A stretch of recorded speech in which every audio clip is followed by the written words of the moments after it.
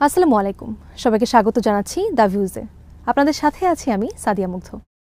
একজন শীর্ষস্থানীয় ইরানি কর্মকর্তা জানিয়েছেন 15 জুন তেহরানে সুপ্রিম ন্যাশনাল সিকিউরিটি কাউন্সিলের একটি বৈঠকে ইসরায়েলি বিমান হামলায় প্রেসিডেন্ট মাসউদ পেজেশকিয়ান সামান্য আহত হয়েছিলেন। তিনি জানান, এই হত্যাচেষ্টার লক্ষ্য ছিল সরকারের 3টি প্রধান শাখার প্রধানদের হত্যা করে গোটা সরকারকে পতনের দিকে ঠেলে দেওয়া।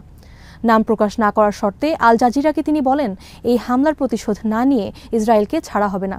হামলাটি হয় দুপুরের কিছু আগে, যেখানে রাষ্ট্রপতির পাশাপাশি আইনসভা ও বিচার বিভাগের প্রধান এবং অন্যান্য শীর্ষ কর্মকর্তারাও উপস্থিত ছিলেন। ইরানের আধা সরকারি বার্তা সংস্থা ফার্স নিউজের তথ্য অনুযায়ী ইসরায়েল ও ইরানের সাম্প্রতিক 12 দিনের যুদ্ধে প্রেসিডেন্ট পেজেশকিয়ানের বিরুদ্ধে এই হত্যাচেষ্টা চালানো হয়।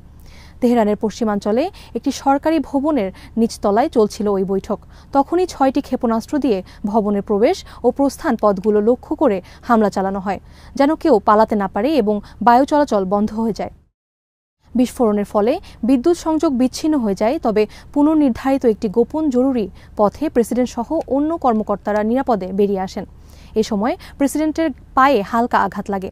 সম্প্রতি মার্কিন উপস্থাপক টাকার কার্লসনের সঙ্গে এক সাক্ষাৎকারে পেজেশকিয়ান নিশ্চিত করেন যে এই হামলার পেছনে যুক্তরাষ্ট্র নয়, বরং ইসরায়েল জড়িত। তিনি বলেন, হ্যাঁ, তারা চেষ্টা করেছিল, কিন্তু ব্যর্থ হয়েছে। তারা জানতো আমরা কোথায় আছি, সেই নির্দিষ্ট জায়গাটাই তারা বোমা মেরে উড়িয়ে দিতে চেয়েছিল। ইরানি কর্তৃপক্ষ মনে করছে ইসরায়েল অত্যন্ত নিখুঁত গোয়েন্দা তথ্যের উপর ভিত্তি করে হামলা চালিয়েছে, যা ইসরায়েলি গুপ্তচরের সংশ্লিষ্টতার ইঙ্গিত দেয়। এই হত্যা চেষ্টা ও ক্ষেপণাস্ত্র হামলা ছিল ইসরায়েলের বৃহৎ সামরিক অভিযানের অংশ, যা শুরু হয়েছিল 13 জুন। ওই অভিযানে ইরানের শীর্ষ সামরিক কর্মকর্তা ও পারমাণবিক বিজ্ঞানীদের হত্যা করা হয়। হামলাগুলো চালানো হয় ঠিক সেই সময় যখন তেহরান ও ওয়াশিংটনের মধ্যে নতুন করে পারমাণবিক আলোচনা শুরু হওয়ার কথা ছিল। ফলে সেই আলোচনা স্থগিত হয়ে যায়। ইরানের ফাউন্ডেশন অব মার্টার্স অ্যান্ড ভেটারান্স অ্যাফেয়ার্সের তথ্য মতে এই যুদ্ধে ইরানে অন্তত 1060 জন নিহত হয়েছে। অপরদিকে ইসরায়েলি কর্তৃপক্ষ জানিয়েছে, ইরানের পাল্টা ড্রোন ও ক্ষেপণাস্ত্র হামলায় ইসরায়েলে নিহত হয়েছে 28 জন। পরবর্তীতে যুক্তরাষ্ট্রের মধ্যস্থতায় একটি যুদ্ধবিরতি কার্যকর করা হয়। আজ এখানে শেষ করছি। সবাই ভালো থাকুন, সুস্থ থাকুন আর নিরাপদে থাকুন। আল্লাহ হাফেজ।